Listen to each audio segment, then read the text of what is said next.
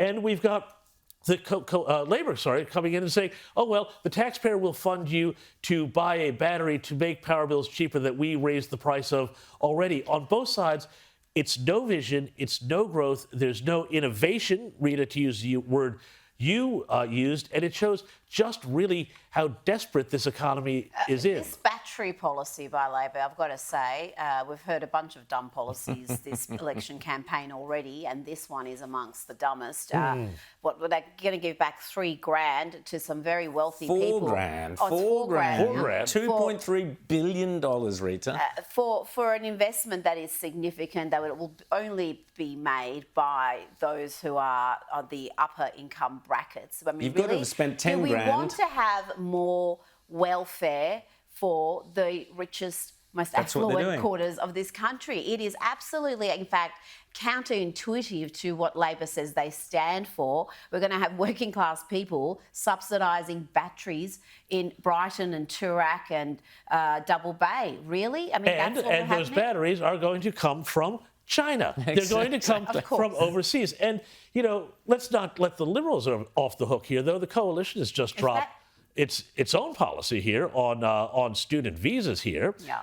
And they're saying, oh, well, we're going to bring down, you know, this was after they voted down Labor's plan to bring it down in the Parliament, which is fine. I get the politics behind that.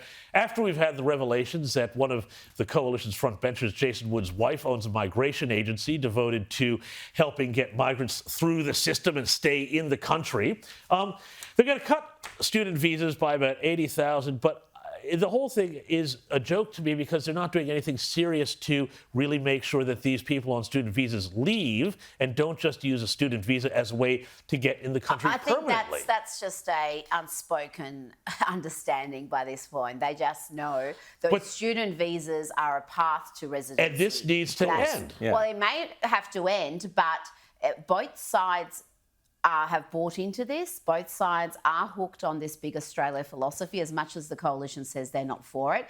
We're cutting the numbers, Rowan, from 320 to 240,000 a year. So, yes, it's 80,000 cut, but it's still a significant number coming in.